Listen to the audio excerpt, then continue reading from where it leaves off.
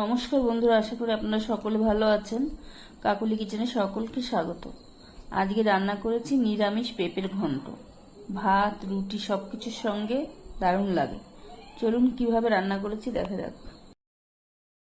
এখানে আমি একটা পেঁপে ভালো করে ধুয়ে 4 খণ্ড করে নিয়েছি, আর ভেতরও চামচ দিয়ে আমি ভালো করে পরিষ্কার করে নিয়েছি।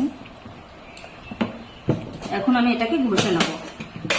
যেটা নিয়েছি এখানে আমি পেঁপেটাকে ঘষে নেব। এই দেখুন, এইভাবে আমি সব পেঁপেগুলো ঘষে নেব। এই যে পেঁপেটা আমি সবগুলোর মধ্যে গ্রেট করে নিয়েছি। আমি কড়াইতে 2 চামচের মতন সাদা তেল গরম করতে বসিয়েছি। আপনারা এখানে সর্ষের তেলও দিতে পারেন। আমি সাদা তেল দিয়ে দিচ্ছি। আমি এখন দিয়ে দিচ্ছি ভিতরে কয়েকটা চিনি বাদাম। বাদামগুলোকে আমি ভালো করে ভেজে নেব। বাদামগুলো আমার ভাজা হয়ে গেছে। বাদামগুলোকে আমি এখন তুলে নিই। ওই তেলের ভিতরে আমি দিয়ে দিচ্ছি বিউলির ডালের বড়ি। বড়িগুলোকে আমি সুন্দর করে ভেজে নেব। বড়িগুলো আমি লাল লাল করে ভেজে নিয়েছি। বড়িগুলো আমি তুলে নিই। ওই তেলের ভিতরেই আমি ফোড়নে দিয়ে দিচ্ছি 5 ফোড়ন, একটা তেজপাতা আর একটা শুকনো লঙ্কা।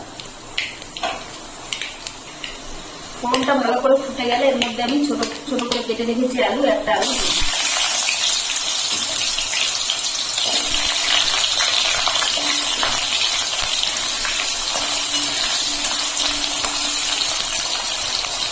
আলুটা হাই ফ্লেমে লাল লাল করে ভেজে নেব। আলুটা লাল লাল করে ভাজা হয়ে গেছে। এখন এর ভিতরে আমি দিয়ে দিচ্ছি কাঁচা লঙ্কা আর আদা বাটা।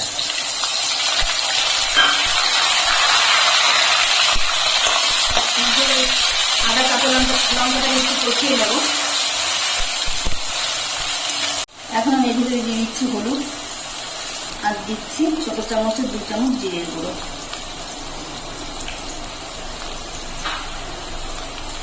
মশলাটাকে হালকা একটু কষিয়ে নেব।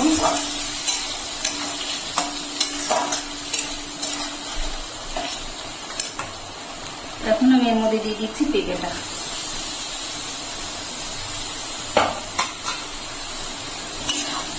পেঁপেটা দিয়ে মশলার সঙ্গে ভালো করে মিশিয়ে নেব।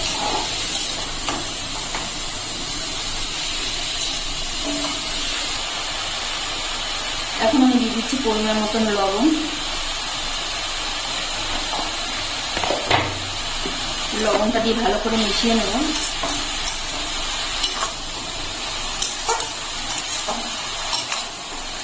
এখন গ্যাসের ফ্লেমটা লোতে করে আমি ঢাকা চাপা দিয়ে নেব।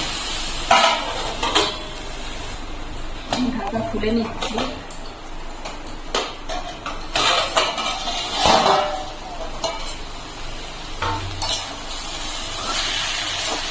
তিন 4 মিনিট ঢাকা দিয়ে রেখেছিলাম। পেঁপেটা সেদ্ধ হয়ে গেছে, আলুটাও সেদ্ধ হয়ে গেছে।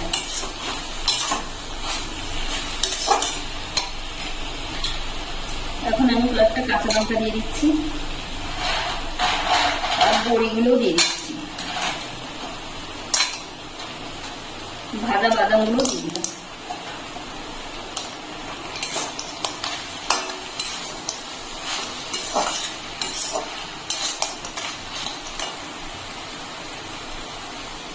এখন সামান্য একটু আমি জলের ছিটা দিয়ে দিচ্ছি বড়িগুলো সেদ্ধ হওয়ার জন্য।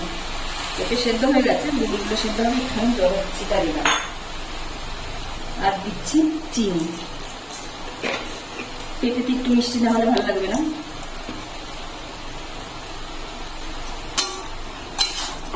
আমি সবকিছু ভালো করে মিশিয়ে আবার ঢাকা দিয়ে দেবো।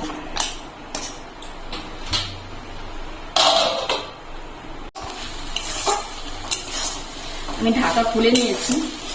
আমার সবকিছু ভালো সুন্দর সেদ্ধ হয়ে গেছে। বড়িও আমার সেদ্ধ হয়ে গেছে, বড়িও হয়ে যাচ্ছে। আলু তো আগে ভাজা ছিল, আর পেঁপের সঙ্গে সিদ্ধ হয়ে গেছে। পেঁপের ঘন্টটা আমার রেডি হয়ে গেছে। আপনারা চাইলে এখন ধনেপাতা দিতে পারেন, কিংবা গরম মশলাও দিতে পারেন। আমি কিছু দিচ্ছি না। আমি এখন নামিয়ে নেব। রেসিপিটি যদি ভালো লাগে তাহলে একটা লাইক, কমেন্ট ও সাবস্ক্রাইব করে পাশে থাকার অনুরোধ রইল।